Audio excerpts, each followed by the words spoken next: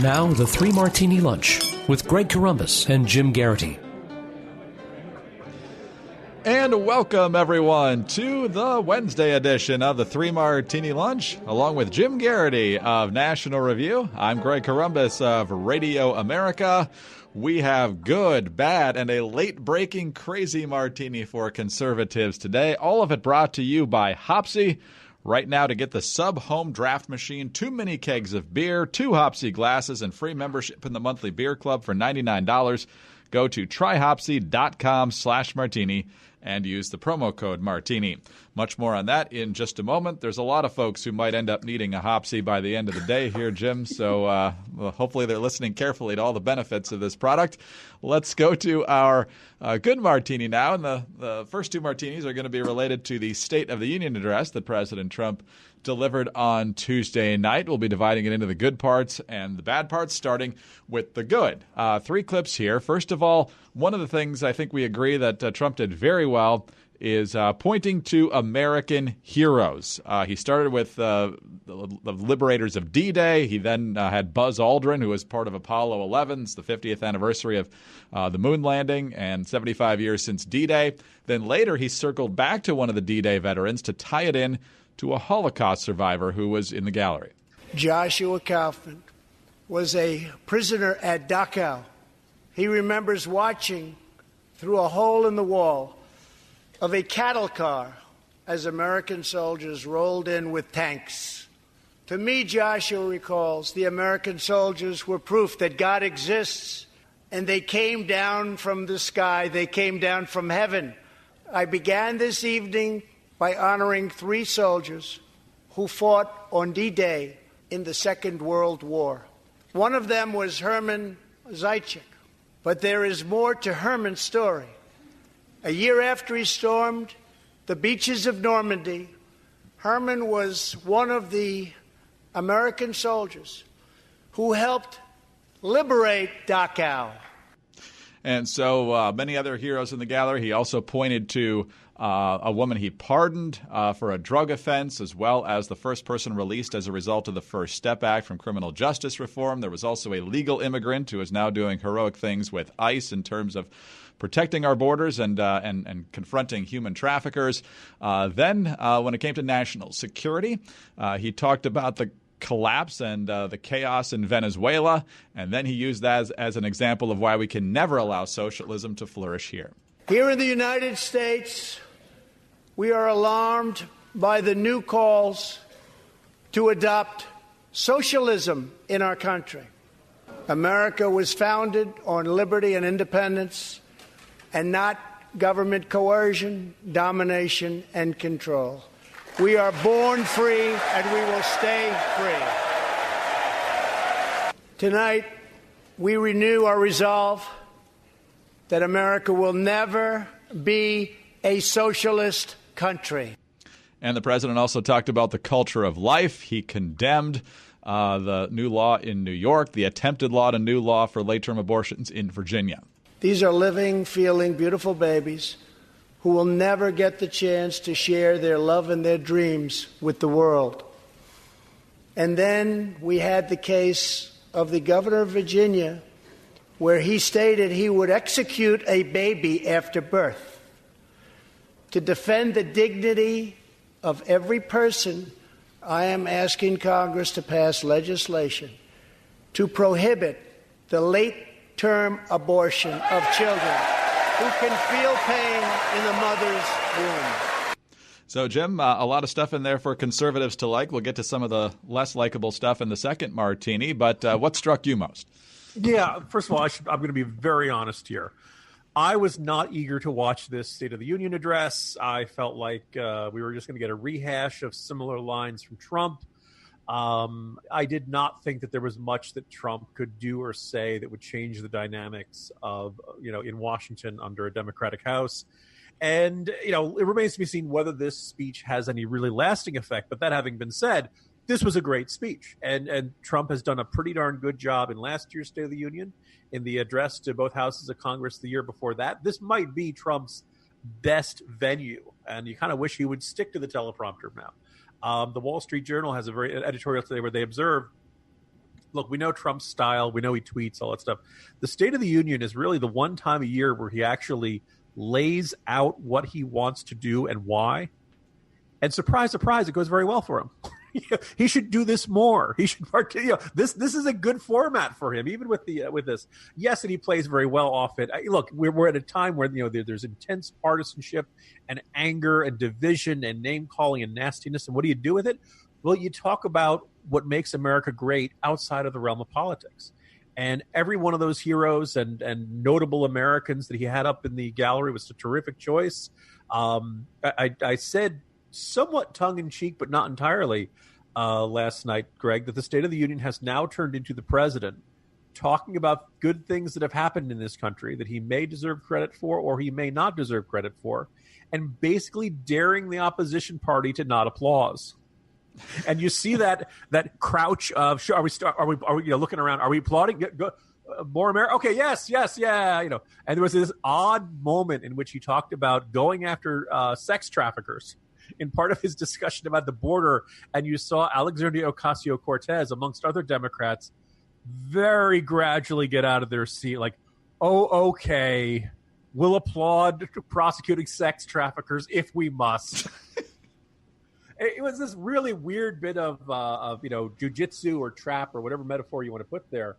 It was amongst Trump at his least partisan, with one or two exceptions. Look, if here's the thing, Trump's had great past State of the Unions in the past, and then within a couple of days he starts tweeting again, and he sees something on cable news that irks him, and he goes, I don't expect him to keep this tone for very long, but when he does it, this is good and this is effective. And if what was in the State of the Union really meant, if he meant what he said, and it wasn't just a pretty speech, you'd be hearing a lot of talk this morning about him saying that he wants higher levels of legal immigration than ever before. That was an ad lib. That was, not in the past, this administration has wanted to reduce legal immigration. In fact, that's one of the things that scuttled a potential deal last year. So perhaps this is a significant change, or perhaps it's just, Trump speaking off the cuff and not really paying attention to what he's saying, or thinking he thinks it'd be a good applause line. The calling for paid leave for families, infrastructure, AIDS research, childhood cancer research. Look, these are all things that Republicans and Democrats, there's not a heck of a lot of partisanship in any of those issues. And I think if Trump got any of this stuff, to his desk and signed it into law, it would be terrific for him and be terrific for the country. Do I think it's going to happen? Probably not. But then again, they had criminal justice reform. You mentioned Alice Johnson, the woman who was a grandmother. She was people had asked about what exactly she had done, and maybe he needed to lay this out a bit more, because I think it was Damien Woody, the ESPN analyst, who asked me, wait, wasn't she a kingpin? Not quite accurate. She was very much involved in the drug trade. She was, there's no dispute about that, arranging meetings, arranging deliveries, but she did 22 years of a sentence. She became a grandmother. And as somebody had put it at that Coke meeting last week, Greg, when you hear somebody's got a lifetime sentence, you're generally thinking the Unabomber.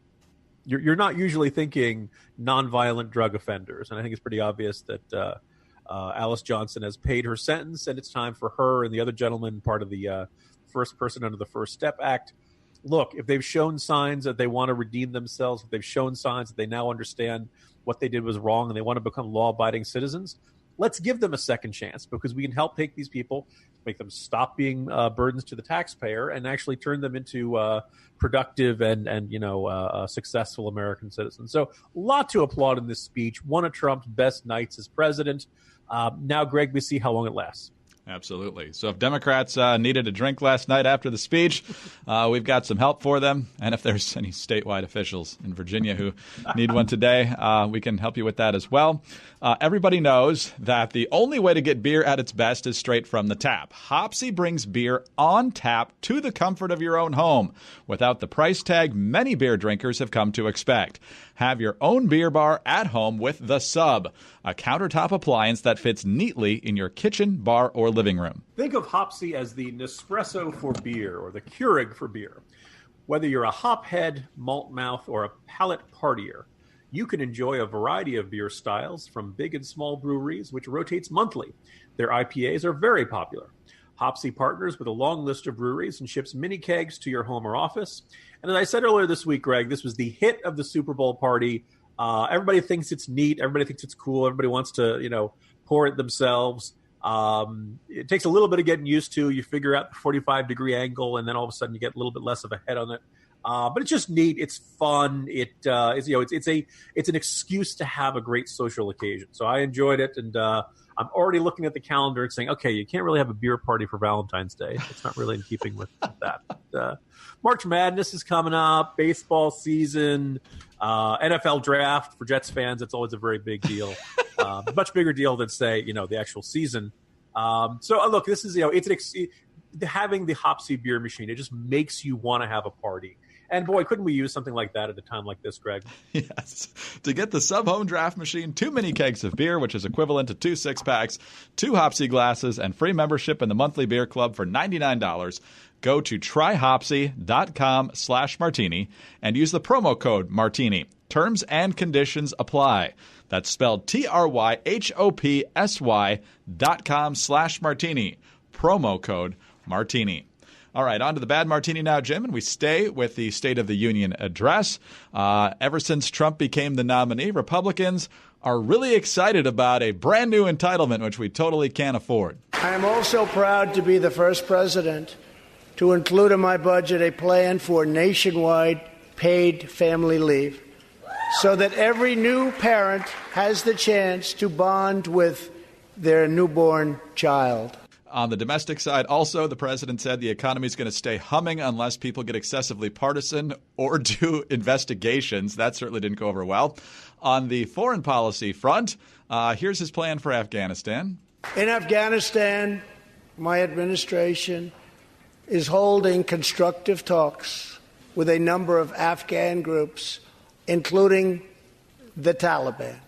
And then he also made some news about another summit with Kim Jong-Un. As part of a bold new diplomacy, we continue our historic push for peace on the Korean Peninsula. Our hostages have come home. Nuclear testing has stopped, and there has not been a missile launch in more than 15 months. If I had not been elected President of the United States, we would right now, in my opinion, be in a major war with North Korea. Much work remains to be done, but my relationship with Kim Jong-un is a good one. Chairman Kim and I will meet again on February 27th and 28th in Vietnam. Jim, Trump Kim 1 wasn't a very good movie. I'm not sure Trump Kim 2 is going to be a whole lot better. What did you make of the low points last night?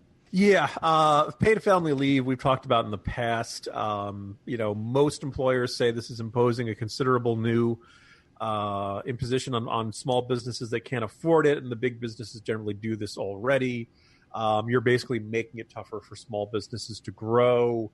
The advantage there is that you could argue, on a very cynical level, you could argue that because this is unlikely to ever become law and because you're unlikely to find a version that would go far enough for House Democrats and that Senate Republicans wouldn't find too expensive, it's unlikely to ever end up on Trump's desk. So this is a freebie. This is something he can endorse and say, oh, I'd love to see this happen, knowing that it's extraordinarily unlikely to happen. And like I said, some of these elements were kind of on there was an element of triangulation to some of his things last night. The argument that if Hillary had been elected, we would be nuking North Korea right now, or North Korea would be nuking us. Greg, does that, look, I know by the standards of the Democratic Party, people argued Hillary Clinton was a hawk or a warmonger.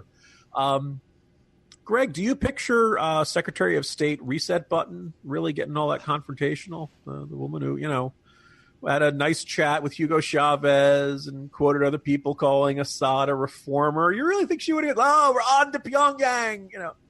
No, we wouldn't. She would have done pretty much basically a variation of what the Trump administration is doing, which is, here are some concessions. Please be on your best behavior for a while, and we'll kick the can down the road. And just more generally, look, if I thought negotiations with North Korea would work, I'd be a bigger supporter.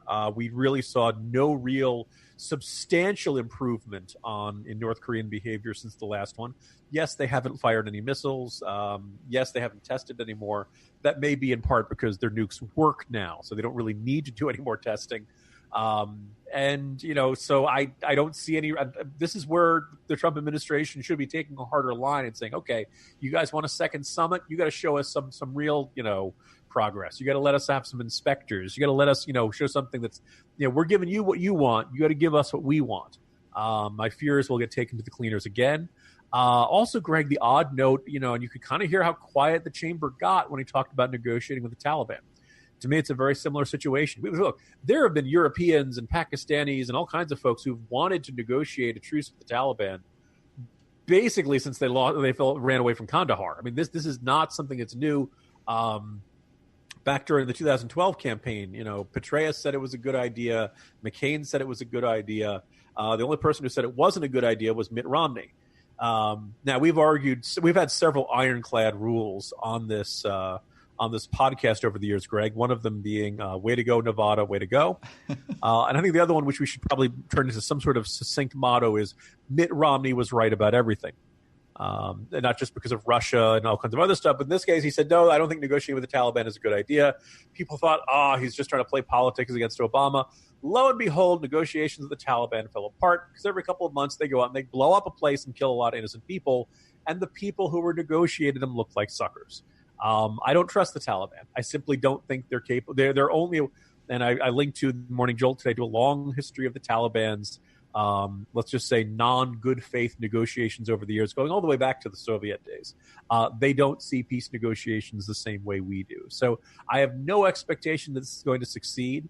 And I think what's really frustrating is you see the administration taking this tougher line on Iran, taking this tougher line on Venezuela, but then saying, hey, no, these other authoritarian, despotic, brutal regimes, we're going to talk with them and see if we can get somewhere. I'm going to add a corollary to the Romney rule. His foreign policy instincts from 2012 have definitely proven out correctly. I'm not sure his instincts on government-run healthcare are necessarily ones we want to emulate. But when it comes to Russia and when it comes to some other things on the foreign stage, he's definitely been proven correct. Greg, he flip-flopped on that. Don't worry about it. That was the old Romney. All right, let's move on to our crazy martini, Jim. And this literally cleared 2 minutes before we started recording today, and we granted a reprieve to Elizabeth Warren, who might circle back at some point into the crazy martini.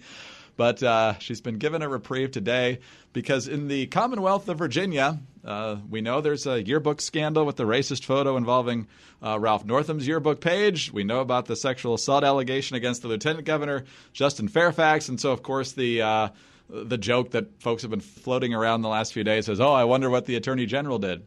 Well, here's what the Attorney General did. He put out a statement this morning that says, I am sure that we have all done things at one time or another in our lives that show poor judgment and, worse yet, have caused some level of pain to others.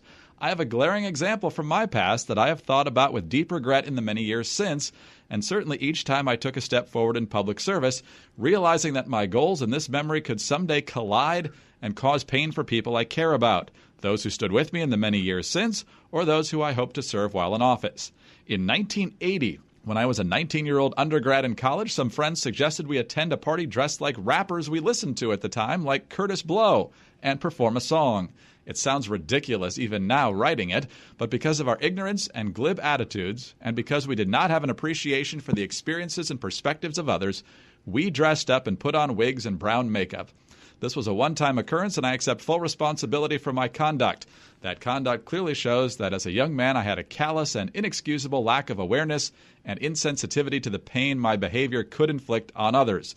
It was really a minimization of both people of color and a minimization of a horrific history I knew well even then. Further on down, it says, in the days ahead, honest conversations and discussions will make it clear whether I can or should continue to serve as Attorney General. But he says he's deeply, deeply sorry, no matter how that all plays out, for the pain that he caused with this revelation. So, Jim, just to update the scorecard, we've got a governor with a picture in his yearbook page from medical school with blackface and KKK. We've got a lieutenant governor with an accuser of sexual assault who is now represented by Christine Blasey Ford's legal team. And now Mark Herring, the Attorney General, the only other statewide elected office holder in Virginia, with this revelation. So how do we unpack it all now? You know, Greg, I did not think I would ever reside in a state where 2/3 of the top 3 officials in the state have worn blackface. And oh, by the way, the guy who didn't Not only is he accused of sexual assault, apparently during a phone call conversation with other Virginia lawmakers, the lieutenant governor apparently uses the term F word, that B word in conversation, which a lot of people are saying is not a reassuring response from him when you're accused of violent sexual assault. So, yeah, a couple of winners here. By the way, if you happen to be wondering, what would happen if they impeached Governor Ralph Northam and Lieutenant Governor Justin Fairfax and Attorney General Herring, say simultaneously, the Speaker of the State House, Cox, who is a Republican, would end up becoming the next governor of Virginia. So, I don't know, Greg, you think we should go for a threefer? It's like the end of Godfather. We're taking out the heads of the families all at once. Boom, boom, boom. The irony you could just choke on because Herring, among others, called for Northam's resignation. Right. Having had this in his background. It is... it's spectacularly chaotic. Now, one of the things that's probably worth noting is that, Virginia, Richmond was at one point the capital of the Confederacy. It is a state that has a very urban, very progressive, very cosmopolitan, very diverse northern part. It has a much more rural, traditional, culturally conservative southern part. It's got very different sections. You could say the western end is like Appalachia. You got Virginia Beach. You got Newport News with shipbuilding. You got Charlottesville and the University of Virginia. It's a diverse state, but it's become a much more diverse state over, say, the past generation. Before then, you could probably make the argument that it was a much more culturally traditionalist southern state, which meant things like Confederate flags and Confederate statues and things that many people would find racist and offensive today. I think it's safe to say that these old Southern Democrats were marinating in this in their younger years. They're probably ashamed of it. You could argue whether the actions they took then reflect well on them now. But again, I don't know how Herring can dodge the fact that he thought, wearing blackface and having offensive yearbook photos was a resignation level offense for the governor, but it's not one for himself. And again, with this, there are other rumors. I'm not going to repeat them because they haven't been verified, but let's just say there are Virginia Republicans reaching out to me saying, oh, Jim, you're not going to believe what we're hearing these days.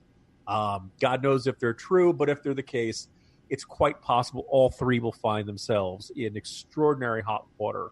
So stay tuned, America. Welcome, Virginia. But remember when we were a boring state? Well, if every one of these guys is in hot water, that strengthens Northam's hand, right? Well, you want me to go? You got to get rid of all of us. So let's just keep going. I bet that's where he feels strengthened now. I was going to say, I had said yesterday that there was the odds of him being able to outlast this were getting lighter because one, his incentives were if you leave now, you resign in disgrace, everybody hates you, you might even have a hard time reopening your private medical practice, and nobody remembers. If you stay, well, as I said, you still got the powers of the governorship, you still got the veto, people still need favors, you can still make appointments, you can still pardon people and commute sentences and all that stuff.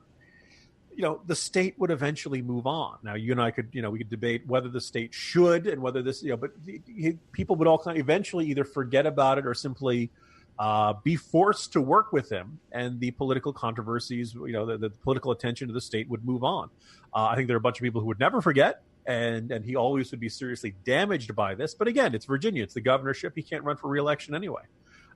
Fair to wonder what kind of future he had in the state's politics as is, with neither Mark Warner nor Tim Kaine all that likely to, run for other office or retire or anything like that. So in his mind, he might as well tough it out. I think what's really a problem and what probably has Virginia Republicans licking their chops this morning is we've got an election in about 10 months for all the state legislative seats. And how do you drive up Virginia enthusiasm for Virginia Democrats when you say 33% of our statewide officials have not worn blackface?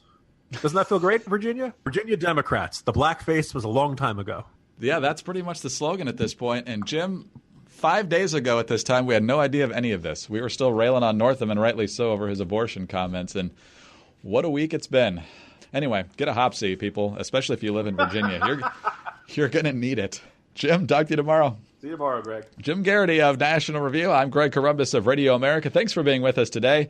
And don't forget to visit our friends over at Hopsy. Try Hopsy.com/martini and use the promo code Martini. Terms and conditions apply. Tune in Thursday for the next 3 Martini Lunch.